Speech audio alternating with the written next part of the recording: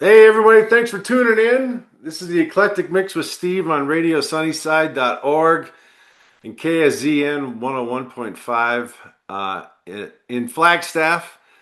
And it's my absolute privilege to be interviewing Mr. Bruce Cockburn today. Bruce, I cannot even begin to tell you how much your music has been a part of my life since probably 1993 when my brother-in-law introduced me to your music, Keith, so long ago. And it's had a huge impact on my life and just me as a musician as well. So thanks for being here, man. Glad to be with you, and thanks for having me. Oh, yeah, yeah. And we're excited. So you're going to be playing, you're at the MIM tonight. You were last night as well. How's that going? Oh, went well. Yeah, we're doing a total of 4 shows in Arizona. We played Tucson the night before last, and that went well, and we're getting away with it. As you always do. Is it solo, I'd assume, or you have some guys with you? No, it's solo. Wonderful. Yeah, we saw you here at the Orpheum a couple years ago, and just always awesome. But so this Sunday, March 1st, Coconino Center for the Arts, and I believe it's almost sold out, or probably is sold out. It's a really intimate venue, so it'll be cool. That'll be awesome. Sounds good. Yeah, I have no idea what the numbers are, but it's not something I generally pay attention to. I mean, the promoters do, and the management does, and all that. Right, right, right. So I just want to. This will be, I hope, an interview that haven't heard all the same questions. But how the heck are you doing today? I'm doing okay. I got a little bit of a rough throat from hollering last night and for the last couple of nights. Oh yeah, This it's I'm not really on tour in the sense that we're out for weeks at a time and right. with and all that. I'm sort of doing little bits and pieces through the winter and into the spring. So there's these 4 shows in Arizona. Last weekend there was a show in Niagara Falls, New York, or well, actually in Ontario, Canada. Yeah. And then next month we're doing 3 or 4 shows in Colorado. So it's that kind of thing. So you don't ever get really warmed up in terms Oh, of the physical side of it, right? Of just getting it done. So true. so I'm sounding a little rough to myself this morning, but I think by tonight it'll be fine. So It's still early. It's still early. yeah. So, as somebody I've listened to forever, I feel like I know you through your music. You've heard that for so many years, I'm sure. But that's just a small fraction of who you are. So It's a cunning facade I put up. it really Yeah. is. You can do with it whatever you want, right? It's kind of cool. Well, it's in my case, it's not. It certainly includes the elements of reality. There are people who I mean, if you're Kiss or somebody like that, Yeah. your facade is completely other than who you are. But or Guar. What did I see? A video of Guar doing a cover of what song? Something from like this isn't going to be right, but it was as if it was something from um, Wicked. Okay. I mean, it was so bizarre It to hear totally them doesn't doing that, match up. and they totally made it work. But it was see these costume characters, right? And you'd have no idea who's in there. So I got that, and so my songs express my feelings about things, my observations Right. about things, and Right. and just things that have happened to me or to people that I've talked to enough that I've encountered that Right. sometimes their stories or their um, you know reactions to things show up in the songs too. But it's a partial picture, of course. I mean, I don't tend to write songs about my toilet experiences, for example. You know, and I hope nobody does actually. Yeah, really. No, we don't need that. But Who is Bruce Cockburn, the man, not the musician? Well, What's that's a your good take? question. What's your take on that?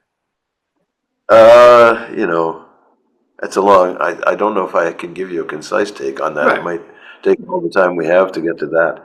And I think it's still a work in progress. I Well, mean, of I'm course. 80, but I'm still learning. I'm still growing, at least inwardly. I mean, Right. the body's deteriorating for sure, Yeah. but the spirit continues to grow, and so Awesome. that's what concerns me most at this point in my life. Besides my family and you know the love we share and the job of being a parent, etc. Yep. That never ends, no matter how old they get. Yeah, well, I have a 14-year-old daughter, and so it's very active for me right now. Um, I have an older daughter who's uh, let's see, this year she'll be 50, Oh wow. and Okay. she's got 4 kids. So I have grandkids too. But Yeah. but uh, being a parent of a teenager at this age is mildly challenging, but great at the same time. It's Yeah. Part that keeps you young, I'm sure. It doesn't hurt. yeah. You going to any soccer games for the kids? She's not into that, but I mean, she was playing volleyball in the fall. The season's over for her school now, Yeah. but Yeah. she was on the volleyball team, so I was taking her to volleyball games. And, That's great. I'm not a sports fan, but I've never been a sports fan really. Yeah. The sports I've engaged in over the years of skiing, riding horses. I Right. mean, I've done that for a long time. But it's not. I've never really been involved in team sports, and then so it's Yeah. quite a lot of fun to watch her and her friends and her peers out there, That's trying to awesome. be a team. So, looking back on your career, long, illustrious career, I mean, how does that make you feel? Like, I mean, that's hard. That's hard work. And to be doing it for 50 plus years, I mean, it's like, that says a lot. It says a lot. It says something, I guess. I mean, I don't think about it a whole lot. Well, I mean, I'm certainly aware of how long I've been doing this, Right. but I don't dwell on the past much. So I have a lot of good memories that pop up now and then, and the occasional unsavory one that pops up. Sure. But Yeah. most good ones, and I'm very grateful for the life that I've been able to live. In terms of the people I've known, in terms of the places I've gotten to go, and the kinds of experiences I've had, um, it's been amazing actually. And I there is a kind of from in my case at least a muted desire to kind of wrap it all up and make it into something I can present to people like look what happened to the whole thing. I Yeah. mean, but the songs do that anyway, and Absolutely. they're in the only way that really matters, I think. So it's I have to be content with that. I'd say you can be. So Thanks. what you touched on challenges and successes. What was like the biggest challenge that you really remember, or the darkest time, and what was the best time of your career? Maybe it's still now. I don't know, but I'm just curious. What are the highlights and lowlights? Yeah, well, I mean, looking from the outside, people would see things like being inducted into the Canadian Music Hall of Fame or the Canadian Songwriters Hall of Fame or Yeah, blah blah, all that kind of stuff. Those honors being made part of the Order of Canada and an officer of huge. that structure. So I mean, those are big deals, and for some people, and I mean, the Order of Canada matters to me because it's the nation. That it's an honor for sure. Right, right. The the music related honors, quote unquote, are great. They've mostly been enjoyable experiences. Sometimes it gets a bit fraught. Yeah, I think it's not quite an answer to your question, but the scariest of any of those was getting inducted into the Canadian Music Hall of Fame, where I had to actually, make a thank you speech or like a 10-minute speech on national TV. That just scared the bejeebers out of me. And it worked in the end. Gordon Lightfoot and the internationally known environmentalist David Suzuki presented me with the award. Yeah. Yeah. So they're on stage saying all this nice stuff about me, and I'm sitting and like waiting in the wings, going, oh, teeth were chattering, and I have to confess to having consumed a fair amount of whiskey. That kind of helps the nerves a little bit. Once I got out on the in front of the microphone, I felt like I knew what to do. I was totally at home. Right. But the whole day leading up, it was very fraught. And in fact, I developed an atrial fibrillation because of that. I was so nervous, or maybe I drank so much. I'm not sure. The But combo. yeah, likely. And so, but it all worked out. And but to me the importance of those things is really, there's a social element to it. Oh It yeah. makes people who, or at least in it, let's say not makes people do anything, but it invites people who have honored me by paying attention to what I do, Hmm. to feel kind of that they're part of a bigger thing, and that they feel justified, all that sort of stuff. I Yeah. like it from that point of view. And it's very helpful from a commercial point of view, of course, to get that kind of attention. Oh yeah. That's But it's not.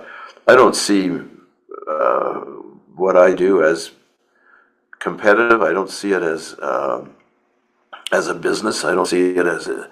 I mean, to me, it's organic with who I am and how I move through the world, right. and I'd be doing it if I had to do it on the subway for pennies or whatever. Well, Right. we don't have pennies, but Yeah. for recording. But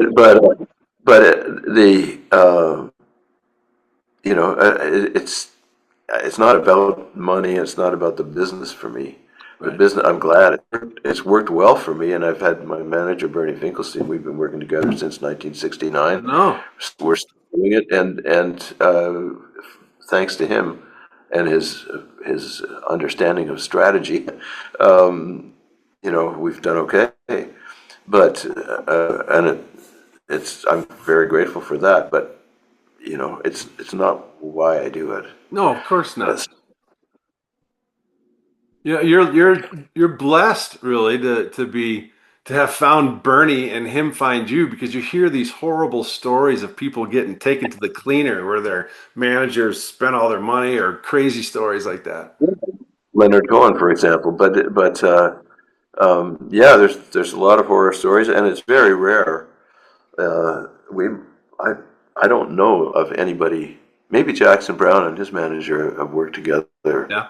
for a comparable length of time. But most people uh, don't. The relationships don't last that long, No.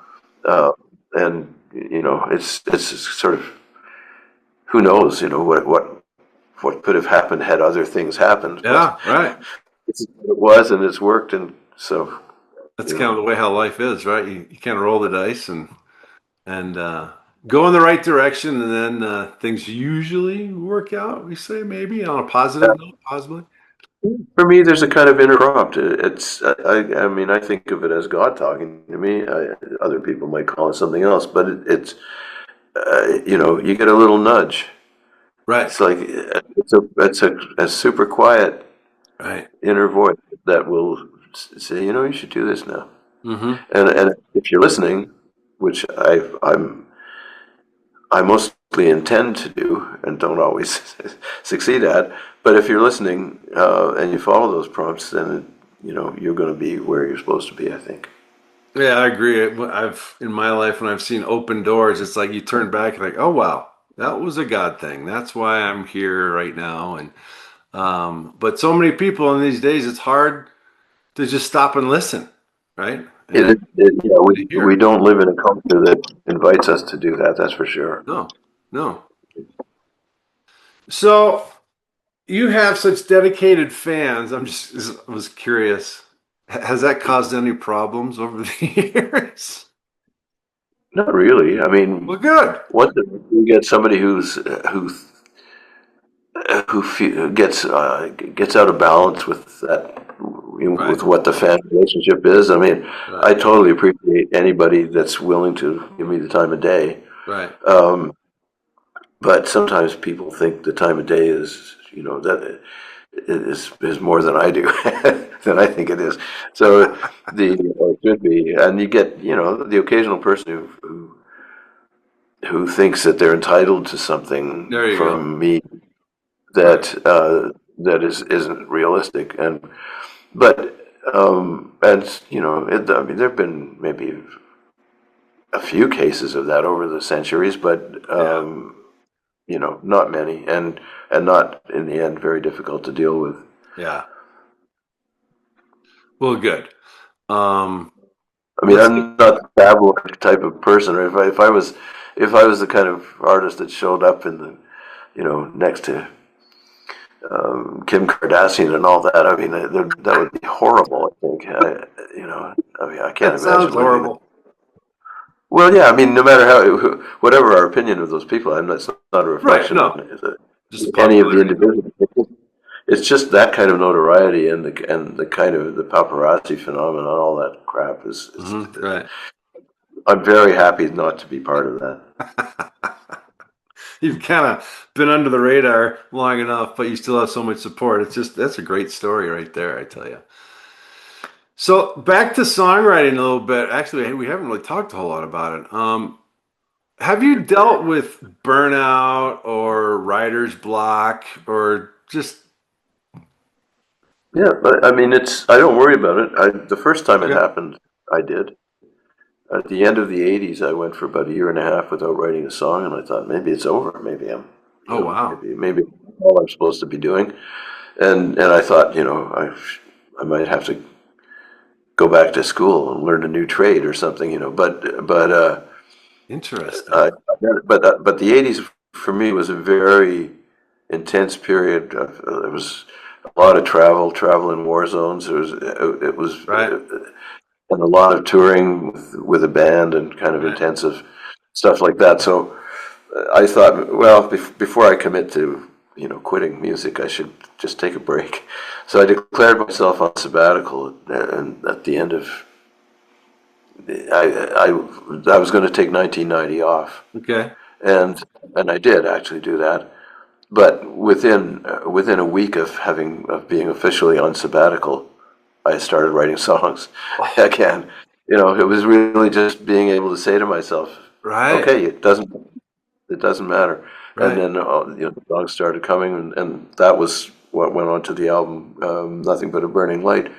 But that Ah, there have been a couple of occasions since then where there's been long dry periods, and because that one took the form it did, and resolved itself the way it did, I don't really worry about it.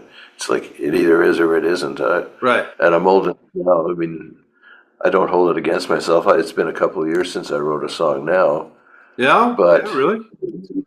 yeah, but we just finished recording an album of, people call it a covers album, but for me, I think of it more as an album of old songs that I didn't write Oh. because I'm I'm not covering, Leonard Cohen or Bob Dylan or Yeah. the Sex Pistols or any of that kind of Right. stuff. It's like it's old songs from the '30s and '40s and Oh '50s, and wow. so that's we haven't found anybody to put that out yet. So it may or may not ever see the light of day, but there's always stuff going on. Even if I'm not writing, I mean, there's other things to be doing. So I'm not worried about it. Well, it's funny you mentioned that you just did a covers album because I'm like, I don't think I've ever heard you do a cover. Do you ever Yeah, do I it? haven't. Do you do Well, any yeah, covers actually, on that? well, "Soul of a Man," for instance, on Well, okay, yeah. "Nothing But a Burning Light" is that's Blind Willie Johnson's Right, song. okay. And on a live album in the '80s, we did a version of "Always Look on the Bright Side of Life" from the life Oh of my Brian. goodness, of course. It Yes. was- That was a lot of fun. We were doing it in the shows, and as a So, but there aren't many examples of it. No, Right.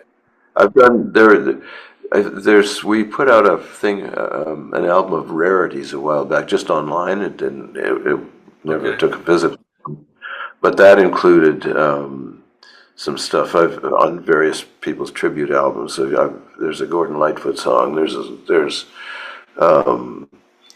I'm not even going to remember what they Yeah. all are, but Yeah. the Mississippi Sheiks. There's you know people represented, but it's different from what the new album will be, should it become one. Yeah. Interesting. 30s and 40s and 50s with your flavor, of course. So, do you have a favorite album or favorite time of your stuff, or is it just always looking forward? Yeah, it's well, it comes and goes. I forget, what I did a lot of the time. I mean, not in general, but specifically like what song was on what album, stuff like that. And once in a while, and I don't go back and listen to my albums unless I have to relearn a song. Okay. Yeah. But when I do that, it's something will come back to mind, just like, oh yeah, that was pretty cool. And so the favorite change from year to year right now. I mean, I think there's a couple of albums from the mid '90s that stand out for me, and the most recent one actually, "O Sun, O Moon." But Breakfast in New Orleans, Dinner in Timbuktu. That one stands out, and Oh, yeah. the Charity Night, the one that preceded that. Yep. But there's stuff, when I hear stuff from the '70s, I think, wow, I didn't remember it being as good as I think it is now. Maybe I'm just getting old and kidding myself, No, but no, no. I think you can say that for sure. it's not my word. It's, anyway, yeah. So you had mentioned a little bit about growth or faith or spirituality. Do you have a practice that maybe strengthens that in life, your faith, or do you do anything specific that keeps you moving forward? Yes, in a way, I consider myself a Christian, and I approach things, from that perspective. Hmm. But I don't. I'm part of an online community called the Order of the Beloved. We meet the first Saturday of every month online and Hmm. have have a kind of, it's not quite like a church service, but Right. the Gathering. pastor group is a friend of mine named Jeff Garner, who he created the organization, and who is very insightful and knowledgeable about the Bible, and Right. the history and all that. So I find that very interesting and Awesome. appealing. But I also, for years now, have done uh, kind of Jungian based dream work uh, with a guy that I first encountered in the late '90s. Yeah. And yeah, so that's, between those two things, that's kind of, it gives me a focus for the spiritual understanding, which it's like you're going down a long passageway that sometimes it's wide and infinitely spacious and brightly lit, and other times it's narrow and Right. And difficult dark. going and murky and scary and whatever. Right. But I mean, it's an inner journey that for me started back when I was in my teens, really, Right. and so and it continues, and where it will end, God knows. He does.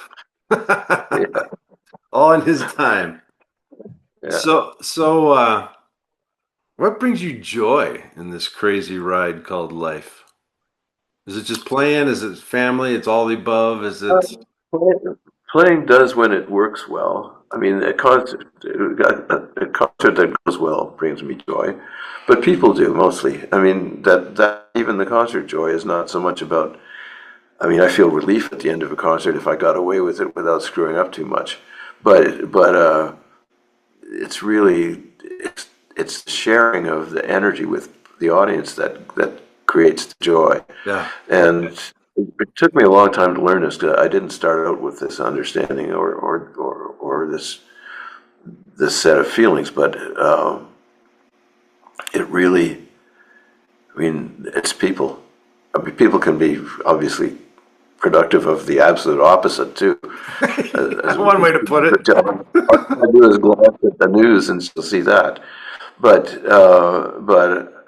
really, I mean, it's all in human relationships. I was thinking about this. I have a song from that came out of the late '80s the first time I went to Nepal, and it's not a happy song. It's a kind of a missing you song, but it refers to it opens up with sort of the moon's coming up, and I'm saying goodnight to the people I've been hanging with, and um, the I, it, I just try to find the right way to articulate this. Yeah. This the lines in the song is, "I kiss these departing companions, take the next step alone. I just said goodnight to the closest thing I have to home." Ah, And it's that it was like when I wrote that, it's like it was true. I mean, it remains true. right. And I didn't, I mean, until I wrote it, I didn't really know that. It's Interesting. one of the things that writing songs can do for the writer, right? Is you discover things about yourself that you didn't know, or things about life you didn't know, because an idea flits through, and you know, in the act of grabbing it and putting it down on a piece of paper or Right. whatever, or connecting it to musical notes, um, some understanding comes through. And this is an occasion like that, and ever since I've understood that, you know, I mean, you can say home is where the heart is. It would kind of be another Right. way to say the same thing. But you know, you want to, and I suppose, you know, if you can't be with the one you love, love the one you're with. It kind of says the same thing too. You know, um, So it's people, really it's all about love. You know, that reminds me of another one of your songs, isn't it? You yeah, got to give it that, away. You got to give it away. yeah. You got to give it away, and in the giving is how you get more. But but there's also there's a song on the last album, "Push Come to Shove." Push come to shove, it's all about love, and Okay. it's. I mean, I think it's true. It's kind of a cliche, both spiritually and um, pop wise, you know, Yeah. pop culture wise. But Yeah. it's a cliche because it's true. Exactly. I say that a lot about stereotypes too. It's like they're not all 100% true, but there's aspects of it that are true. That's why they're there. But you could say the same thing about cliches. Yeah. So before we run out of time, because I got this Zoom that gives me 40 minutes, I'd love to hear your songwriting process. What Mhm. is there a certain way that you always do it, or Well, there's a consistent thread of that sort. Like it generally starts with lyrics. If okay, it doesn't start with lyrics, it's likely to be a mental piece. But you know, the songs kind of start with the words, and okay, the words will invite a certain whatever type of music they need to support them. Um, Sometimes I go through a couple of different attempts at the music right, before I settle on the right one, but it works like that. I'll get when I've got part of a song, I'll get an idea, and if it seems like a good one, and the time and space allows me to focus on it. I mean, a lot of songs, as an aside, a lot of songs get lost because you're busy doing something else when the idea comes and you can't grab it and chase right, it down. yeah, But if I can do that, then you know, I'll work on it, and when starts to sort of look like there's a shape to it, and then Uh, I'll start looking for music to carry it, and then it becomes a kind of back and forth. The music will maybe suggest another lyrical direction or okay. whatever. I love that. Do you work on lyrics for like, do you have your notebook that you're always maybe going back to, or do you just kind Yeah, of write all at once, or yeah. I've always kept a notebook, and it varies. I mean, sometimes a song comes out kind of whole, just in a lump, yeah, and yeah, other times I'll get a verse that really works, or something that sounds like a chorus but it needs more, and sometimes I have to wait for the more, and sometimes I go back through my notebooks looking for unused bits right, that might fit. right. Over the years, most those have mostly been used. There's not much left in that reservoir at this point. But but ideas come. Even now, when like I said, I haven't been writing at all for a while, Yeah, but still ideas going into the notebook. So eventually, more right. stuff may come or not. Well, that's what I was going to ask. What is next? So you got these cool little tour bits, which is I would think enjoyable, but then you also said it was hard not getting your voice to be like 100% on it, or You never quite get warmed up, but that said, I mean it's working fine, you're right. and so it's just it's just different. But we've got a big tour planned for a big an East Coast tour planned for next fall. Okay. That Oh, it will start in Ontario and end up in Florida, and you know that's a few weeks, and between now and then, there's just a lot of these bits and pieces. I like that freedom. Yeah, freedom's good. So before we go, what advice do you have for songwriters, performers that are just like maybe hitting their head against the wall, or just what do you think when you look back on your career, or giving advice to young or old people that aren't quite where they want to be? You know, I don't know if, I mean, I'm not sure that we should expect to be where we want to be. I think there's a balance between intention and appreciation of where you are.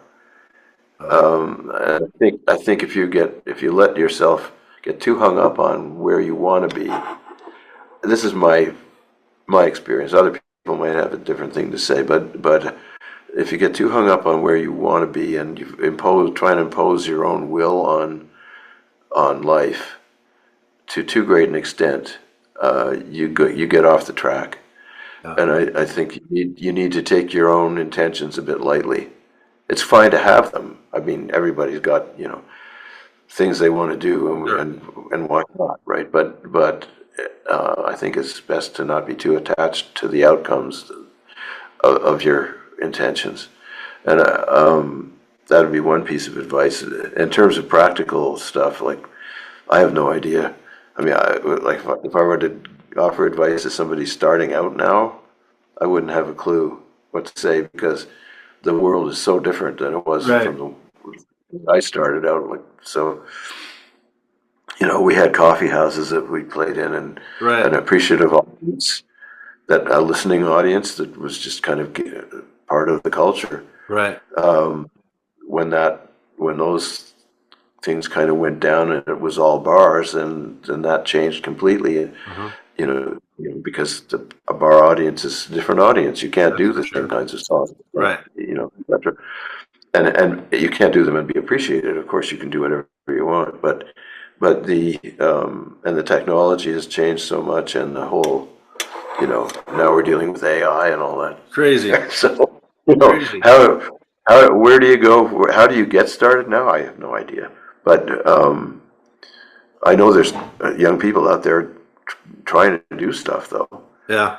I mean, people go online, they post their stuff, and they maybe get followers, and you know, I don't have much insight into how that works Yeah. because it's not part of my experience, but that seems to be the way to go. I would say though, stick to your guns. Like don't think you have to appeal to people in any particular way, Right. other than the one that feels right to you.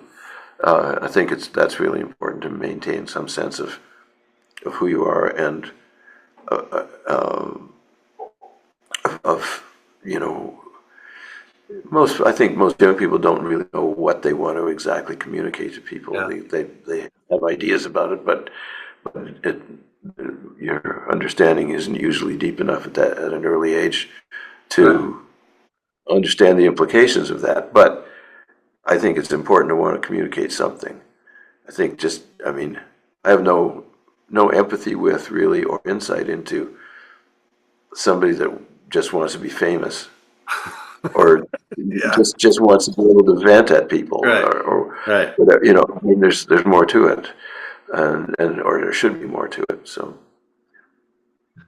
Well, Bruce, this has been amazing. I appreciate your time today before your next show tonight at the MIM, and can't wait to see you tomorrow up here in Flag. And you have meant a lot to me over good and bad times in my life, and I just want to thank you. well, I appreciate you saying that, and I appreciate you taking the trouble to listen. Oh, It means my a lot. goodness.